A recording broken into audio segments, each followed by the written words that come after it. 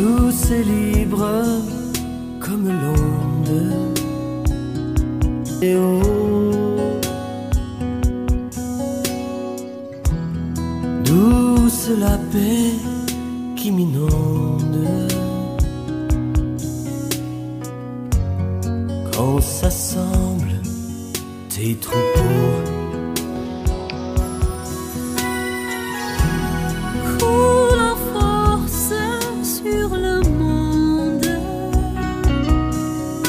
Nous bénissons le glorieux nom de notre Seigneur Jésus-Christ.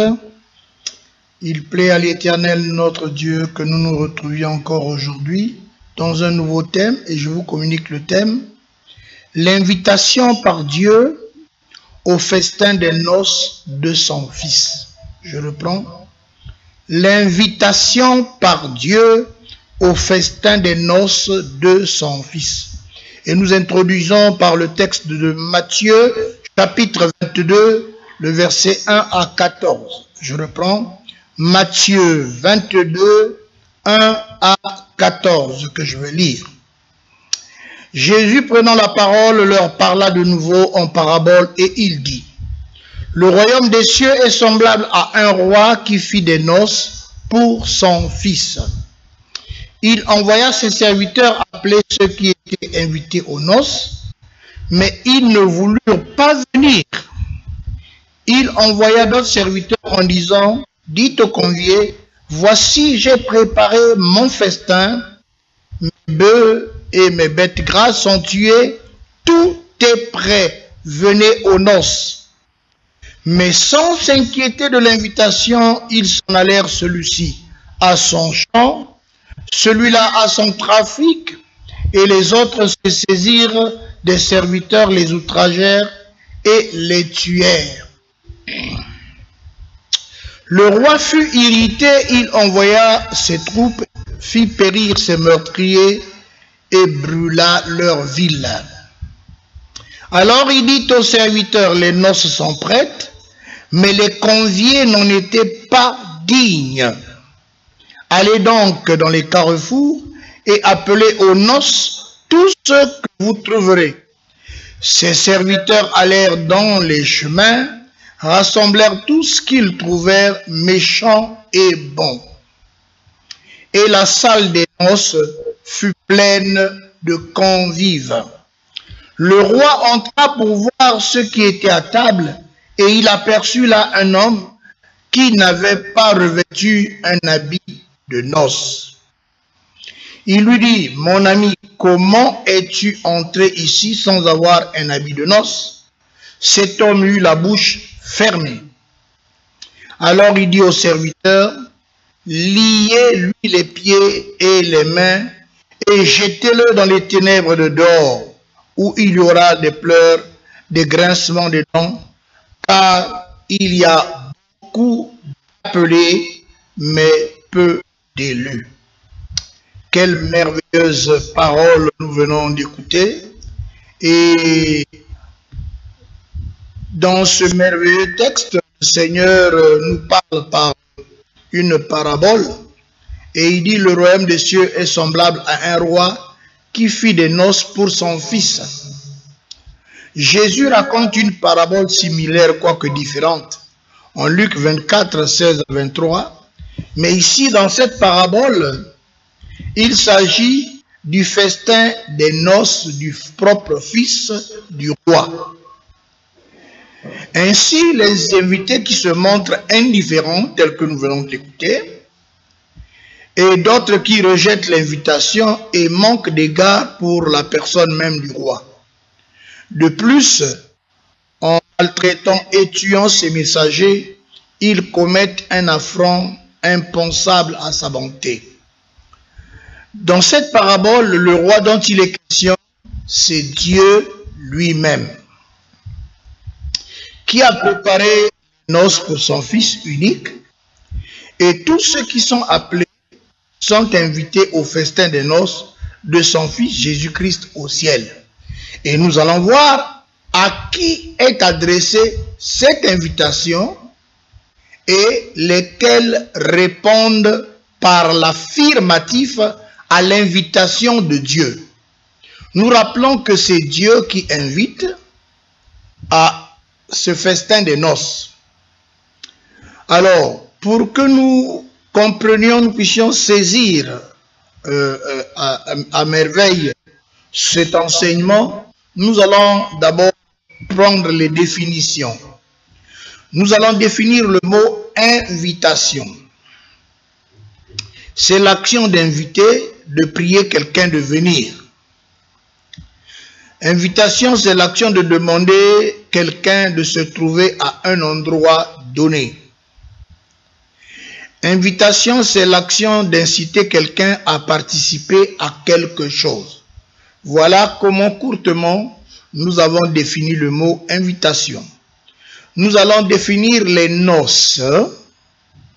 C'est la célébration d'un mariage, les festivités, les danses et autres réjouissances. Les noces, ce sont des cérémonies et réjouissances nuptiales. Enfin, nous allons définir le festin. Festin, c'est des repas de fête abondants et somptueux, délicieux. Le festin, c'est aussi le repas solennel donné en l'honneur de quelqu'un.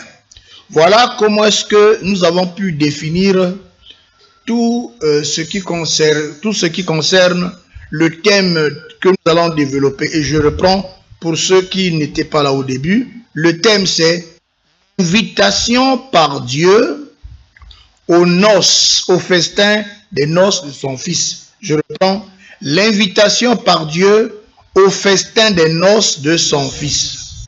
Alors, un premier groupe est intéressé par cette invitation et l'invitation est adressée préalablement pendant la loi à la nation d'Israël. Un premier groupe est convié à cette invitation et nous retenons que ces personnes du premier groupe, dans Matthieu 22, 3 à 6, qui n'est autre que la nation d'Israël, parce qu'il dit, il envoya ses serviteurs appeler ceux qui étaient invités aux noces, mais ils ne voulurent pas venir. Il envoya encore d'autres serviteurs en disant, dites aux conviés, voici j'ai préparé mon festin, mes bœufs et mes brebis grasses sont tués. Tout est prêt, venez aux noces. Mais sans s'inquiéter de l'invitation, ils s'en allèrent, celui-ci à son champ, celui-là à son trafic, et les autres se saisirent de ses serviteurs, les outragèrent et les tuèrent. Alors, nous comprenons que ce passage illustre la patience et la longanimité de Dieu à l'égard de tous ceux qui méprisent délibérément son invitation. L'Éternel, notre Dieu, ne cesse d'offrir son invitation aux humains, même après que sa bonté a été ignorée et repoussée. Et les premiers qui ont été invités par Dieu, c'est la nation d'Israël. Et comment est-ce que les gens se sont comportés? Comment est-ce que nos bien-aimés frères d'Israël se sont comportés par rapport à l'invitation que Dieu leur adresse? Les Écritures disent, mais sans s'inquiéter de l'invitation, ils s'en allèrent, celui-ci à son champ, celui-là à son trafic, et les autres se saisirent de ses serviteurs, les outragèrent et les tuèrent. Le roi fut irrité. Bien-aimés, les conviés rejetèrent l'invitation du roi aux noces de son propre fils, et sa patience est venue finalement à bout, et Dieu était obligé de juger. Et l'Éternel, notre Dieu, était obligé donc dans ce jugement d'envoyer ses troupes, et il fit périr ses meurtriers et brûlèrent la ville. Qu'est-ce que nous pouvons comprendre par cela? C'est que le jugement anticipe la destruction de Jérusalem en l'an 70 après Jésus-Christ. Vous voyez, puisque les Juifs n'ont pas voulu répondre à l'affirmatif à l'invitation de l'Éternel notre Dieu, et bien l'Éternel notre Dieu, qui est irrité, a dit, je vais détruire leur ville. Et bien aimé, en l'an 70, la ville de Jérusalem a été détruite. Même le temple, monument édifié, un gros bloc de pierre fut alors détruit par le feu et réduit en poussière. Israël, par la désobéissance, a rejeté l'invitation de l'Éternel notre Dieu. Déjà, dans l'ancienne alliance, nous voyons comment l'Éternel notre Dieu avait adressé à Israël ces tendres mots en considérant la nation d'Israël comme une épouse à lui. Il dit, va écrit aux oreilles de Jérusalem, ainsi parle l'Éternel, je me souviens de ton amour lorsque tu étais jeune, de ton affection lorsque tu étais fiancé, quand tu me suivais au désert dans une terre inculte. Israël était consacré à l'Éternel, ils étaient les prémices de son revenu. Tous ceux qui mangeaient se rendaient coupables et le malheur fondait sur le dit l'Éternel. Nous le voyons dans Jérémie, chapitre 2, versets 2 à 3. Donc, déjà dans l'Ancien Testament, Dieu a utilisé l'image du mariage pour définir sa relation avec Israël. Sachez que l'invitation à ce festin fut envoyée aux humains tout au long des siècles. Et Israël, les premiers, ont été invités par l'Éternel notre Dieu, mais ils ont repoussé l'invitation de l'Éternel notre Dieu. Quand Dieu leur dit les noces sont prêtes, mais les premiers conviés n'en étaient pas dignes. Et nous voyons comment est-ce que lorsque Jésus-Christ est venu apporter l'évangile en Israël, dans Jean chapitre 1, les Écritures nous disent que, au verset 12, qu'il est venu chez les siens et les siens ne l'ont pas reçu. Israël a rejeté l'invitation que lui adressait l'Éternel notre Dieu. Jésus lui-même a parlé de cette noce de l'agneau lorsqu'il a déclaré que plusieurs viendront de l'Orient et de l'Occident et seront à table avec Abraham, Isaac et Jacob dans le royaume des cieux.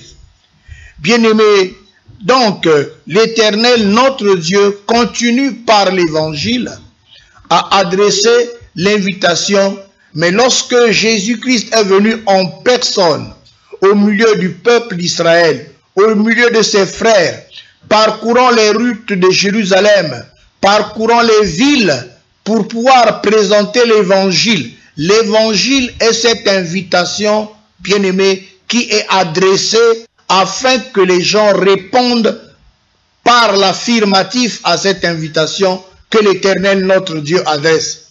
Mais bien-aimés, les enfants d'Israël n'ont pas voulu croire à l'Évangile. Ils ont rejeté l'invitation que l'Éternel leur a adressée. C'est pour cela que, bien-aimés, ce premier groupe qui a rejeté l'invitation que Dieu leur a adressée, bien-aimé, l'Éternel s'est vu dans l'obligation de se tourner vers les nations. Oui, bien-aimé, puisque les enfants d'Israël ont rejeté l'invitation de Dieu, ils n'ont pas voulu recevoir Jésus-Christ comme Seigneur et Sauveur. Ils n'ont pas voulu accepter l'Évangile. Ils n'ont pas voulu répondre à l'invitation que Dieu leur adresse. Et l'Éternel notre Dieu se voit dans l'obligation d'adresser l'invitation à un deuxième groupe. Nous l'avons lu dans le texte de l'introduction. Un deuxième groupe est convié à cette invitation. Retenons que ces personnes du deuxième groupe, nous le voyons dans Matthieu 22, à partir du verset 8 à 10, qui n'est autre que les nations. Dieu se tourne vers les nations païennes en disant, « Alors il dit à ses serviteurs, les noces sont prêtes. Mais les conviés n'étaient pas dignes.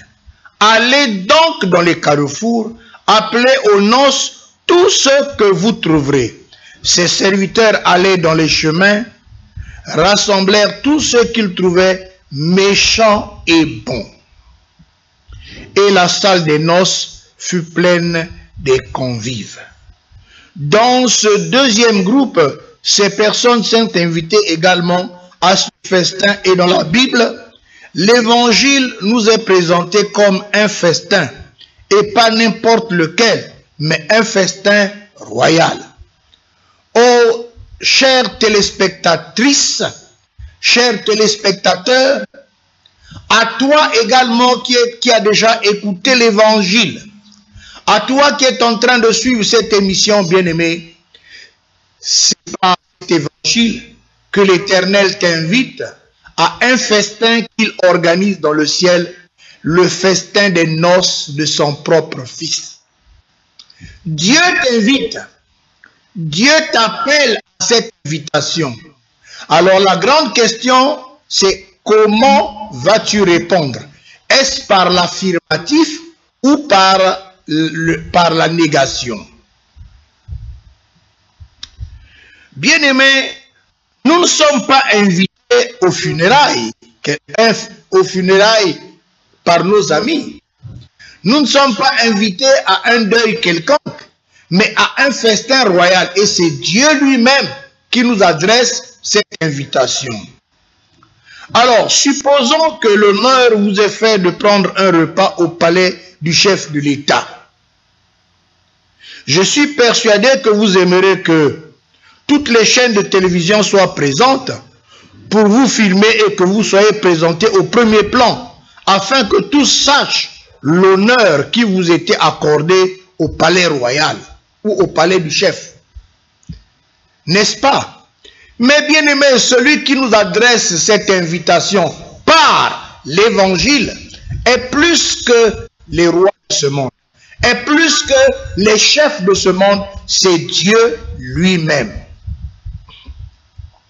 Dieu prépare un festin dans le ciel pour les noces de son Fils Jésus-Christ. Et cette invitation d'abord adressée à Israël, Israël a rejeté, n'a pas accepté l'évangile. Maintenant, bien-aimé, aucun homme n'aura un prétexte. Personne ne va s'esquiver. Ne dis pas, je n'ai jamais été à l'église, mais au travers des médias, par la radio, par la télévision, tu écoutes l'évangile. Mais l'évangile n'est autre que cette invitation que Dieu t'adresse, toi qui écoutes. Comment vas-tu répondre à cette invitation que Dieu t'adresse? Oh bien-aimé, il n'est pas facile, parce que nous allons voir comment les humains dans les nations rejettent cette invitation de Dieu. Nous allons voir, bien-aimé, dans un autre texte, dans un deuxième, comment est-ce que les humains, c'est-à-dire les nations, puisque Israël avait refusé, maintenant Dieu s'est tourné vers les nations, vers vous et moi, pour nous présenter l'évangile, pour nous inviter aux noces qu'il organise au ciel. Et nous allons voir quels sont les prétextes, les excuses que les hommes présentent pour ne pas répondre à l'évangile, à l'invitation que Dieu leur adresse. Et le texte qui en parle est celui de Luc, chapitre 14, versets 15 à 23. Je reprends.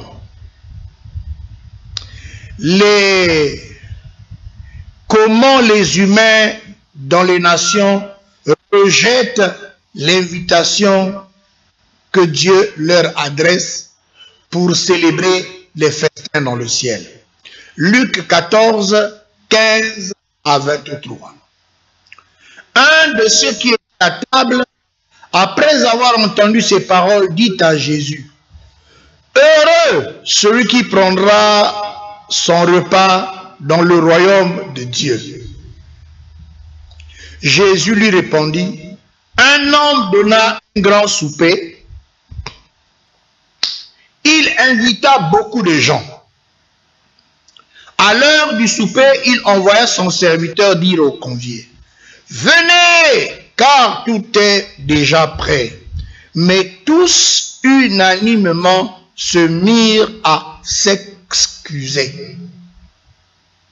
Le premier lui dit: j'ai acheté un champ et je suis obligé de voir. Waouh! Excuse-moi, je te prie. Un autre dit: j'ai acheté 5 paires de bœufs et je vais les essayer excuse-moi, je te prie. Un autre dit, je viens de me marier. Waouh! C'est pourquoi je ne puis aller.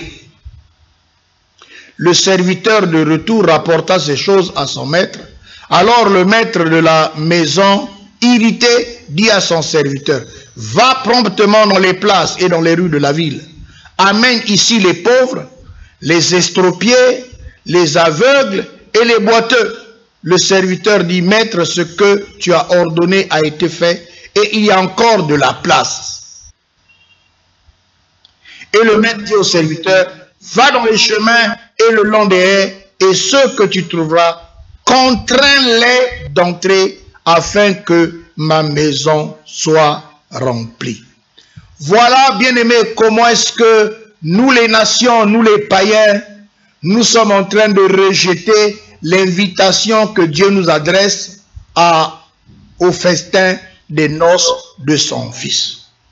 Oui, dans ce texte de deuxième que nous venons de lire, il est étonnant parce qu'il nous instruit sur les raisons échappatoires.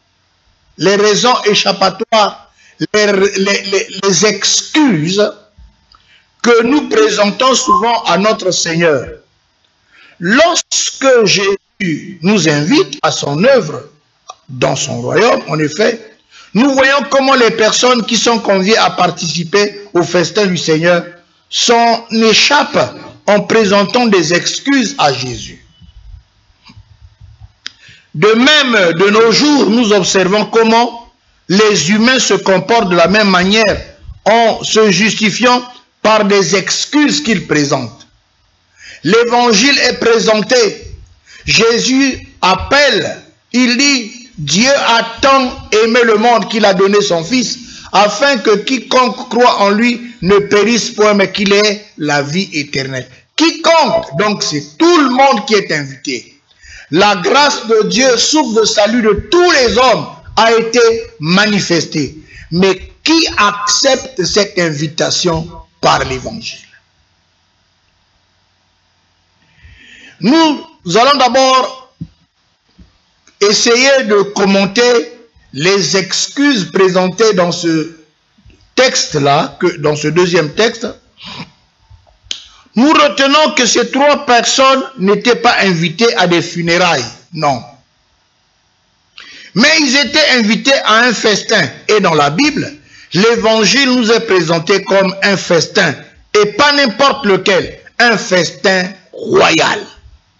C'est Dieu lui-même qui organise ce festin dans le ciel. Et tout le monde est invité. Grand, petit, femme, homme, noir, blanc, bien-aimé, tout le monde est invité. Mais comment réagissons-nous? Oui, bien-aimé, c'est un festin royal. Et cette invitation, bien-aimé, nous est adressée par Dieu. Non pas par une personne dans ce monde. Mais l'invitation vient du roi des rois, du Seigneur des seigneurs. Le grand festin du royaume approche. L'invitation est lancée partout par l'évangile. Les pasteurs prêchent, les apôtres, les évangélistes, les prophètes prêchent. C'est l'invitation qui est adressée à l'humanité entière. Mais regardez, bien-aimés, comment est-ce que nous réagissons? Mais avant de pouvoir développer cet enseignement, bien-aimés, nous savons une chose. D'habitude, quand un homme prépare un festin, il n'invite que soit tes amis, soit tes parents, soit tes collègues de travail, soit tes voisins du quartier, et donc on n'invite pas n'importe qui. Mais notre Dieu, créateur des cieux et de la terre, il invite même ses ennemis, ceux qui le méprisent. Dieu invite tout le monde, bien-aimé. Mais comment nous nous comportons devant cette invitation? Bien-aimés, savez-vous de quoi vous vous privez lorsque vous rejetez l'invitation de Dieu? Oui, bien-aimés du Seigneur, ne manque pas au rendez-vous, bien-aimés. Nous allons voir maintenant les excuses de ces trois personnes dans ce texte que nous venons de lire de Luc 14. Voyons le premier. Le premier dit, j'ai acheté un champ et je suis obligé d'aller le voir. Excuse-moi, je te prie. Voilà quel était son prétexte. Comment? Il n'était pas allé le voir avant de l'acheter? Mais maintenant qu'il avait déjà acheté ce champ, il ne devait pas rendre son champ meilleur en allant le voir ce jour-là. Bien-aimé, son champ qui était désormais à lui ne pouvait pas s'enfuir ou lui échapper ce jour pour qu'il perde ses droits sur lui. À quel moment de la journée pour aller voir son champ? Au moment du souper, c'est-à-dire la nuit. Disons-le simplement que cette excuse n'est autre qu'un mensonge. Mais on ne va pas essayer un champ après l'avoir acheté. On essaie quelque chose avant d'acheter. Il dit, j'ai acheté un champ, mais je suis obligé d'aller le voir. Mais il n'avait pas vu avant de l'acheter. Bien-aimé, ce prétexte, cette excuse n'était qu'un mensonge. Le deuxième, un autre dit, j'ai acheté 5 paires de bœufs et je vais les essayer. Excuse-moi, je te prie. Waouh! Comment? Il ne les avait pas essayés avant de les acheter. On ne les essaye pas après les avoir achetés, les bœufs. On essaie les bœufs avant de les acheter et maintenant que l'affaire était conclue. Il pouvait les essayer n'importe quand. Une nuit de repos à l'étable ne pourrait pas faire du tort aux bœufs qui venaient d'être achetés. Encore, disons-le tout simplement, que cette deuxième excuse-là n'est autre qu'un mensonge. Voilà comment les gens réagissent par rapport à l'invitation de Dieu. Voyons le troisième prétexte dans ce texte de Luc. Un autre dit, je viens de me marier, c'est pourquoi je ne puis aller, excuse-moi, je te prie. Cette troisième excuse est la plus pitoyable, car il n'avait qu'à prendre sa femme avec lui, l'amener à une invitation. En effet, qui mieux qu'une nouvelle épouse aimerait se rendre à un festin avec son nouveau mari? Une femme nouvellement mariée, elle est heureuse d'accompagner son mari à une invitation. Mais vous comprenez que cette excuse-là, c'est un mensonge. Il n'avait qu'à demander à sa nouvelle femme de l'accompagner, et si elle ne le pouvait, il s'y rendait tout seul.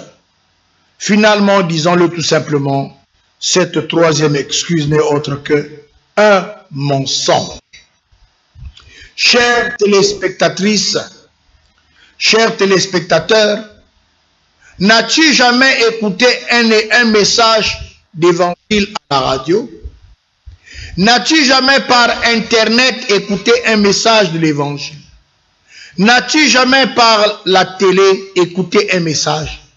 Mais ce n'est pas le pasteur qui te parle, c'est Dieu qui t'invite. Le pasteur ne fait que t'apporter, et comme il t'apporte le courrier.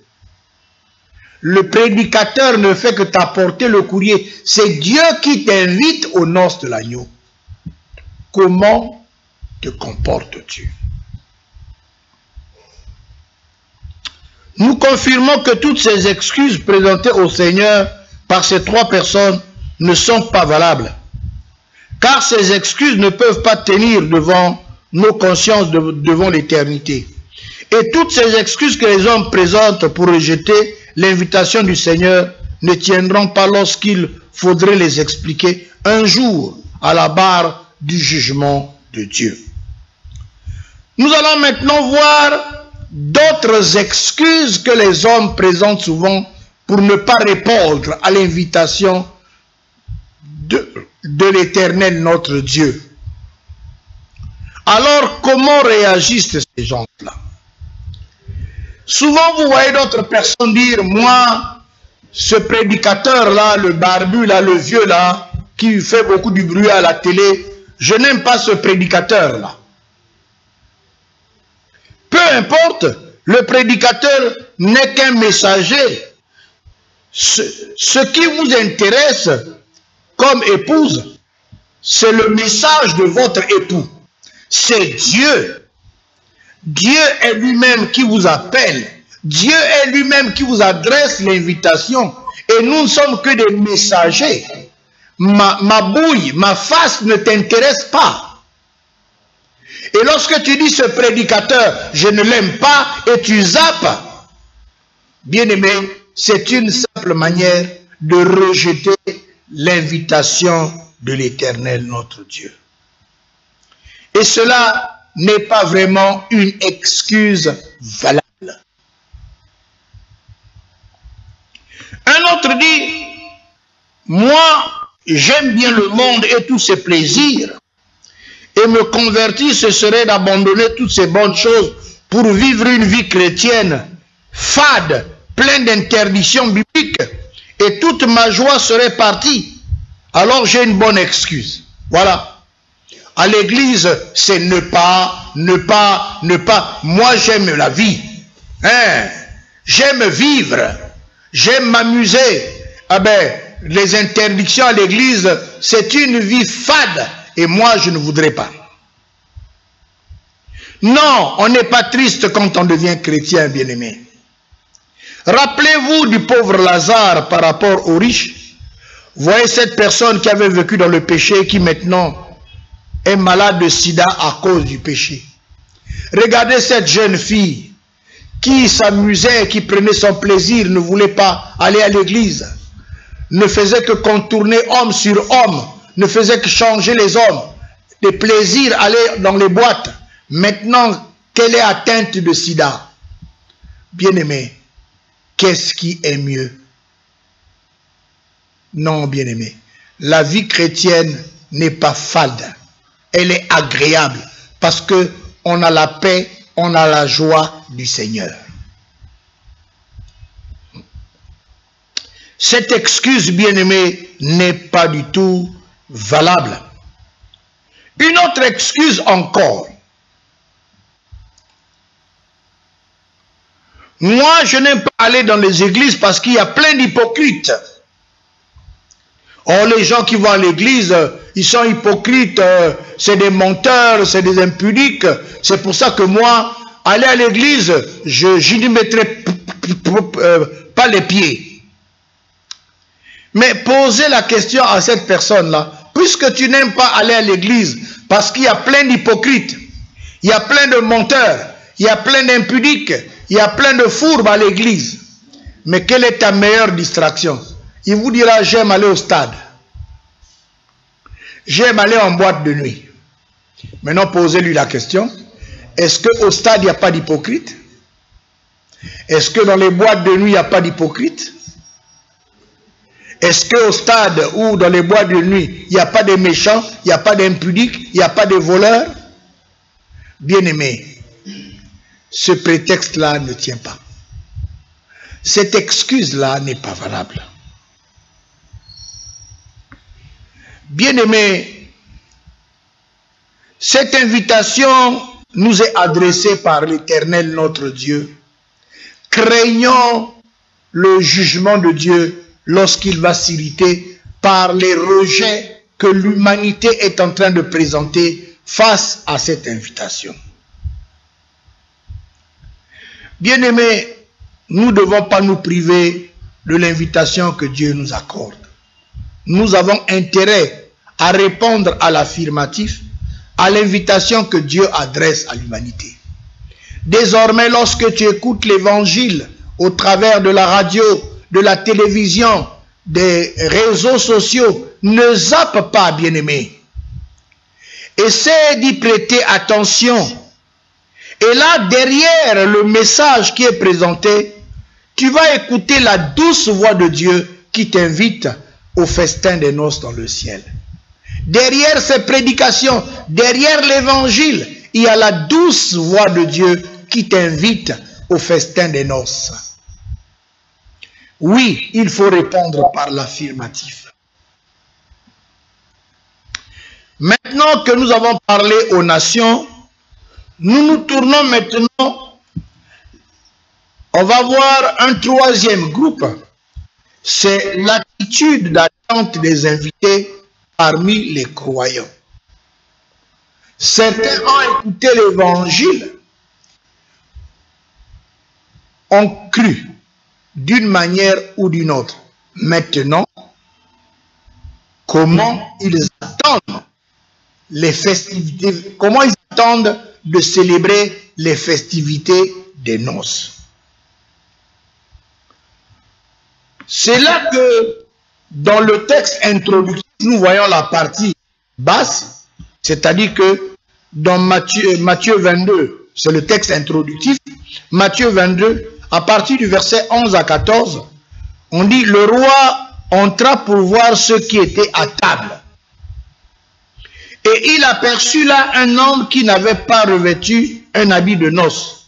Il lui dit, mon ami, comment es-tu entré ici sans avoir un habit de noces? Cet homme eut la bouche fermée.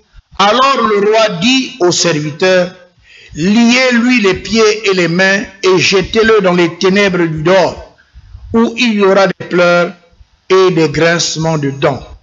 Car il y a beaucoup d'appelés, mais peu d'élus. Nous voyons donc que parmi les invités qui répondent à l'affirmatif à cette invitation, c'est-à-dire que les croyants, parce que nous savons que les gens croient d'une manière ou d'autre. Un autre a cru à Dieu parce qu'il était malade. Un autre a cru à cause d'une prophétie. Un autre a cru à cause de l'évangile de Jésus. Un autre a cru parce que par formalisme on l'a amené à l'église. Et donc plusieurs croyants, bien-aimés, ont répondu d'une certaine manière. Mais comment est-ce que nous attendons, bien-aimés, les festins des noces du Fils de Dieu? Comment es-tu entré sans avoir un habit de noces? Oui, bien-aimés. Et c'est dans une parabole que Jésus nous reprend l'explication de l'attitude de ceux qui étaient conviés. Ceux qui attendent l'époux, ils attendent comment? Et là, nous sommes, on l'avait vu la fois dernière, mais nous y revenons. Matthieu 25, 1 à 12. Matthieu, chapitre 25, le verset 1 à 12. Alors le royaume des cieux, semblable à 10 vierges, qui ayant pris leur lampe, allèrent à la rencontre de l'époux. 5 d'entre elles étaient folles et 5 sages. Les folles, en prenant leur lampe, ne prirent point d'huile avec elles. Mais les sages prirent avec leur lampe de l'huile dans des vases. Comme l'époux tardait, toutes s'assoupirent et s'endormirent. Au milieu de la nuit, on cria, voici l'époux, allez à sa rencontre. Alors toutes ces vierges se réveillèrent et préparèrent leurs lampes. Les folles dirent aux sages, donnez-nous de votre huile, car nos lampes s'éteignent. Les sages répondirent, non, il n'y en aura pas assez pour nous et pour vous. Allez plutôt chez ceux qui en vendent et en achetez pour vous. Pendant qu'elles allaient en acheter, l'époux arriva, celle-ci était prête, entrèrent avec lui dans la salle des noces et la porte fut fermée. Plus tard, les autres vierges vinrent et dirent, Seigneur, Seigneur, ouvre-nous. Il répondit, je vous le dis en vérité, je ne vous connais pas. Veillez donc, puisque vous ne savez ni le jour ni l'heure. Oui, nous reprenons en disant que cette promesse de l'enlèvement pour la célébration du festin des noces est calqué d'une manière extraordinaire sur les antiques coutumes juives réglementant le mariage. Parce que lorsque les parents avaient donné leur accord sur le mariage, on procédait tout d'abord aux fiançailles. Lors des fiançailles, le jeune homme devait tout d'abord verser au père de sa fiancée un certain prix convenu d'avance. Le paiement de la dot formalisait le contrat de mariage et le couple devenait déjà mari et femme. À cette époque, les fiançailles représentaient un engagement aussi fort que celui du mariage. Les fiancés retournaient alors dans la maison, le fiancé retournait alors dans la maison de son père et passait environ une année à préparer une demeure pour son épouse. Le fiancé se préparait donc ainsi de sa fiancée pour aller lui construire une maison. La fiancée l'attendait dans la maison de son père, mais elle vivait dans l'attente du retour imminent de son fiancé. Ses bagages étaient prêts et elle attendait avec impatience le moment où le fiancé devait venir la chercher. Quand la demeure était prête, il allait secrètement chercher sa fiancée pendant la nuit pour la ramener chez lui.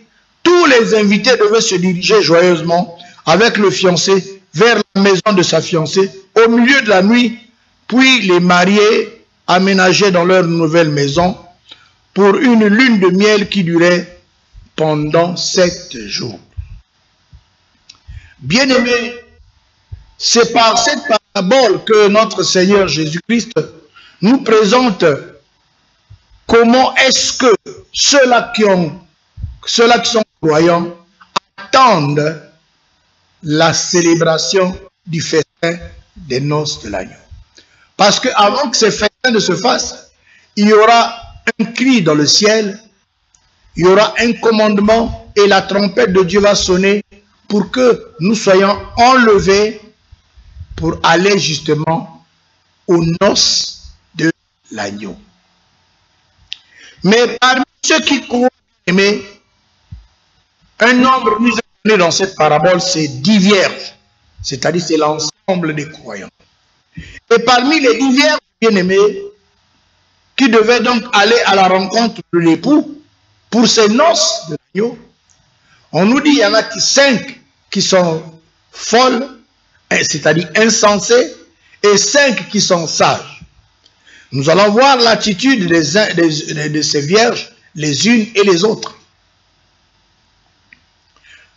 Les folles, en prenant leur lampe, ne prirent point d'huile.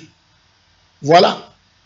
Et à notre époque, on utilisait les lampes lucioles, les lampes tempêtes, bien aimées, pour alimenter le feu qu'on allumait sur la lampe, ben, il fallait approvisionner le pétrole. Et si vous n'approvisionnez pas le pétrole, bien aimé, le pétrole est fini, ben, le feu va s'éteindre dans la lampe. Et ici, bien aimé, c'était l'huile. Et chaque vierge a sa lampe qui est allumée. Le jour que nous avons cru, le feu du Saint-Esprit a allumé notre âme qui est notre lampe. Et nous sommes à l'attente de l'époux. Et bien aimé, nous devons avoir la lampe allumée, c'est-à-dire que le Saint-Esprit ne doit pas s'éteindre par notre négligence, notre vie chrétienne négligence, le manque de prière, le manque de sérieux avec le Seigneur, le manque d'attachement à la parole de Dieu et la vie du péché. Et ça, bien aimé, c'est le comportement des folles. Et elles n'ont pas pris, elles n'ont pas emmagasiné en réserve de l'huile dans leur lampe. Mais on nous dit que les sages prirent de l'huile avec elles. Et la Bible nous prévient que l'époux tardait. Et donc jusqu'à aujourd'hui, le Seigneur tarde de venir chercher pour qu'on aille célébrer parce qu'il voudrait qu'un grand nombre puisse se repentir. Les Écritures nous le disent. Il attend qu'il y ait un plus grand nombre qui puisse se repentir. Parce que la salle doit être pleine. La salle des convives, du festin. Comme comme l'époux tardait, toutes s'assoupirent et s'endormirent. C'est la condition de l'église aujourd'hui. Le sommeil, l'assoupissement. Et au milieu de la nuit, on cria, voici l'époux, allez à sa rencontre. Alors toutes les vierges se réveillèrent et préparèrent leurs lampes. Et c'est à ce moment que les forts dirent aux sages, donnez-nous de votre huile, car nos lampes s'éteignent. Oui, parce que justement, leur vie chrétienne a été une vie chrétienne de façade. Manque de prière, manque de sainteté, manque d'attachement à la parole de Dieu. Et bien aimé, le Saint-Esprit s'éteint. Le Saint-Esprit est d'abord attristé et s'éteint. Mais les sages répondirent non, il n'y en aura pas assez pour nous et pour vous. Allez plutôt chez ceux qui en vendent et achetez-en pour vous. Bien aimé, ce sera trop tard. Ceux qui vendent l'huile, ce sont les prédicateurs de l'évangile, les apôtres, les prophètes, les pasteurs, les évangélistes, les docteurs. C'est ceux-là qui vendent l'huile aujourd'hui. Mais si vous ne prenez pas attention aux enseignements, à la prédication qui est en train d'être donnée par ces prédicateurs, bien-aimés, vous ne mettrez que la main sur la tête pour regretter amèrement. Et voilà la conséquence, c'est quoi? Pendant qu'elles allaient en acheter, l'époux arriva. Celles qui étaient prêtes entrèrent avec lui dans la salle des noces et la porte fut fermée. Bien-aimés, là où Dieu nous invite, la salle de noces est apprêtée. Elle est prête, la salle. Oh, quel merveilleux festin! Mais attention, lorsqu'on va crier, voici l'époux. Si tu n'es pas prêt, bien-aimé, tu ne pourras pas entrer dans la salle. Tu ne pourras pas. Oui, la salle et la porte fut fermée. Et plus tard, les autres vierges vinrent et dirent, Seigneur, Seigneur, ouvre-nous. C'est trop tard. C'est trop tard. C'est maintenant, bien-aimé, qu'il faut prendre au sérieux notre préparation, célébration des noces de l'agneau, à ce festin merveilleux que Dieu est en train de préparer dans le ciel. Les noces de l'agneau seront célébrées dans le ciel. Bien-aimé, je ne voudrais pas que tu manques ce festin. Oui, l'invitation nous est adressée. Comment répondons-nous, bien-aimé? Comment répondons-nous à cette invitation? Nous devons répondre, nous devons nous préparer, bien-aimés. Nous devons être dans un état de veille pour pouvoir répondre à l'invitation que l'Éternel, notre Dieu, nous adresse. Et Jésus, dans une parabole, dans un enseignement, dans un merveilleux, non, c'est plutôt l'apôtre Paul, dans un merveilleux enseignement, dans Éphésiens 5, lorsqu'il parle sur le mariage, et en parallèle, bien-aimé, il parle d'un mystère, c'est-à-dire qu'il parle de mari et femme, et il parle de Christ et l'épouse qui est l'Église. Regardons comment Paul exhorte les maris sur la façon d'aimer leur épouse. Il dit, Marie, aimez vos femmes comme aussi Christ a aimé l'Église et s'est livré lui-même pour elle, afin de la sanctifier en la purifiant, en la lavant par l'eau de la parole. Pourquoi? Afin de la présenter devant Dieu comme une épouse glorieuse, sans ride ni tache. Dans quel état vas-tu être présenté au festin des noces? Dans un état sans tache ni ride. Il n'y aura pas, bien aimé, la saleté. Il n'y aura pas la vie du péché. Il n'y aura pas la négligence à la prière. Il n'y aura pas la négligence à la parole de Dieu. C'est-à-dire que des croyants zélés, dans une attitude merveilleuse. L'apôtre Paul parle de cette union du Christ et de l'Église comme quelque chose de mystérieux. C'est le mystère de Christ et de son Église. Ce mystère est grand, je le dis par rapport à Christ et à l'épouse. C'est dans Éphésiens 5, verset 32. L'épouse de l'agneau, l'Église, sera introduite dans le palais du ciel, le palais de la gloire. Elle sera glorieuse, pure, sans tache, ni ride, ni rien de semblable. Bien-aimés, et dans ces célébrations, dans le festin, bien-aimés, il faut être revêtu des habits de noces. Et nous allons voir dans cet enseignement, cette eau de la parole, c'est une référence directe au Saint-Esprit. Voici ce que Jésus a déclaré dans les derniers et le grand jour de la fête du tabernacle. Celui qui croit en moi, des fleuves d'eau vive couleront dans son sein, comme dit l'Écriture. Or, il dit cela de l'Esprit que devaient recevoir ceux qui croiraient en lui. Oui, bien-aimés, Christ a aimé l'Église au point de se livrer lui-même pour elle. Et c'est pour ça que nous devons prendre au sérieux cette interpellation de l'Éternel notre Dieu quant à la célébration des festins de noces de l'agneau. Comment réagissons-nous? Bien-aimés, comment réagissons-nous devant cette invitation que l'Éternel notre Dieu nous adresse? Alors, comment réagissons-nous chrétiens dans l'Église à l'attente de ces noces? Le Seigneur, l'invitation du Seigneur Jésus à se repentir personnellement d'un péché qui a attaché à notre vie pour être prêt à ce festin. L'invitation du Seigneur Jésus par un frère ou une sœur ou un serviteur de Dieu à abandonner un péché quelconque. Tu dois abandonner le péché pour que tu participes à cette célébration. Nous devons abandonner les mauvaises voies. Jésus nous invite à nous appliquer dans la prière personnelle et collective. Le Seigneur nous invite à nous attacher fortement à la lecture, à la méditation de la parole de Dieu, à la participation du culte de famille, à participer au programme dans les églises.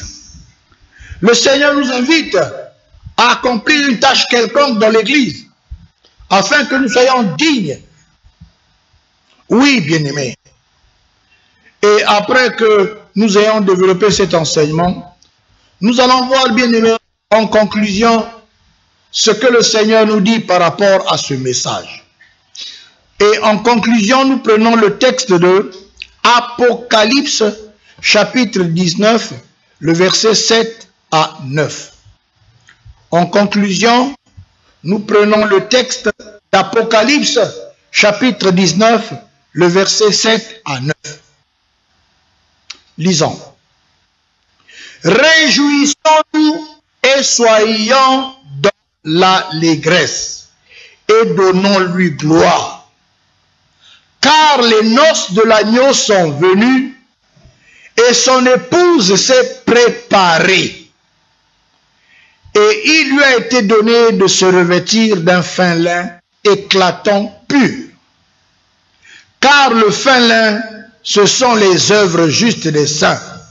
Et l'ange me dit, écris, heureux ceux qui sont appelés au festin des noces de l'agneau. Et il me dit, ces paroles sont les véritables paroles de Dieu. Oh, bien-aimés, en lisant ce texte, nous voilà rendus au moment tant attendu par tous ceux qui appartiennent au Christ. La Bible déclare, réjouissons-nous et soyons dans l'allégresse et donnons gloire à Dieu. Car les noces de l'agneau sont venues. C'est un moment solennel. C'est une fête merveilleuse, bien-aimés. Les noces de l'agneau, Jésus vient réclamer son épouse qui s'est préparée pour lui. Oui, bien-aimés. Et quand la Bible dit réjouissons-nous, soyons dans l'allégresse, donnons gloire à Dieu. Maintenant que dans le livre d'Apocalypse, le fleuve, cette coupe envoyée par Dieu sont terminées, Ce verset nous dit que le temps est venu pour tous les saints de se réjouir et d'être dans l'allégresse. Les saints sont dans l'allégresse et se réjouissent parce que le jour de leur mariage avec le Seigneur et de vivre dans son royaume est arrivé. Pour vivre avec les saints, notre Dieu a préparé son nouveau ciel et sa nouvelle terre, la ville sainte et ses jardins, et toute la gloire et l'abondance. Le Seigneur nous attend, bien-aimés, dans le ciel pour célébrer ces moments merveilleux. Et attention, bien-aimés, la Bible déclare au verset 8, « Il lui a été donné de se revêtir d'un fin lin éclatant pur, car le fin lin, ce sont les œuvres justes des saints. » Rappelez-vous de celui qui était à table, qui n'avait pas avec lui l'habit de noces. On lui a dit, mais qu'est-ce que tu fais ici? Donc vous comprendrez que au festin des noces du fils du roi, personne ne se présentera avec des habits sales. Mais en fin lin, nous devons avoir le fin lin, c'est-à-dire que les habits de noces. Le Seigneur a donné aux saints de nouveaux vêtements, faits de fin lin. Quiconque vit en servant le Seigneur notre Dieu est revêtu de ses vêtements. Dieu revêt les saints, autrement dit des vêtements du ciel. Ces vêtements célestes de fin lin ne sont pas trempés de sueur. Bien-aimés, ces vêtements sont éclatants. Ces vêtements rayonnent la pureté. Car le fin lin, ce sont les œuvres justes des saints. Oui, bien-aimés, les actions justes, en d'autres mots, ne font pas référence à la justice de la loi, mais, bien-aimés, à tous les bienfaits que les enfants de Dieu auront fait par la foi au Seigneur. Oui, bien-aimés, nous serons revêtus des habits de fête. C'est des moments de célébration dans le ciel. Et là, nous serons à table avec Abraham. Je verrai Abraham, je verrai Jacob, je verrai Isaac. Nous verrons, on verra David. Bien-aimé, nous verrons Élisée. On le verra, bien-aimé, à table pendant ces festivités. N'est-ce pas merveilleux que de se retrouver là, tous les croyants américains de toutes les nations, nous serons dans la célébration. Et le verset 9 dit, et l'ange me dit, écris, heureux ceux qui sont appelés au festin des noces de l'agneau. Et il me dit, ces paroles sont les véritables paroles de Dieu. Heureux ceux qui sont appelés au banquet des noces. Quelle joie pour Jean d'entendre ces merveilleuses paroles.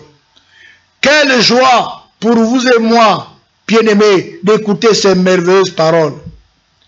Ces personnes qui seront dignes de célébrer le festin dans le ciel sont les personnes les plus heureuses. Et je ne voudrais pas, mon frère et ma soeur, que tu puisses manquer cette échéance, simplement parce que tu veux rejeter l'invitation que Dieu t'adresse par l'évangile. La Bible déclare aujourd'hui, lorsque vous entendez la voix du Seigneur, n'endurcissez pas vos oreilles. Le jour du salut, ne le rejette pas, c'est aujourd'hui. Quand tu entends la voix de Dieu, réponds par l'affirmatif. Je vais prier pour vous et moi, afin que les cœurs soient disposés à dire oui Seigneur, j'accepte ton invitation. Dieu Tout-Puissant, je viens te recommander les téléspectatrices et téléspectateurs qui ont suivi ce message. Par l'évangile qui est prêché au travers des médias, les réseaux sociaux, la radio et la télévision, c'est toi, Dieu, qui adresse l'invitation à mon frère, à ma soeur. Je te prie, Seigneur, de circoncire les cœurs, afin que tous ceux qui écoutent l'évangile répondent à l'affirmatif, à ton invitation céleste. Nous avons ainsi prié au nom de Jésus. Amen. Que Dieu vous bénisse.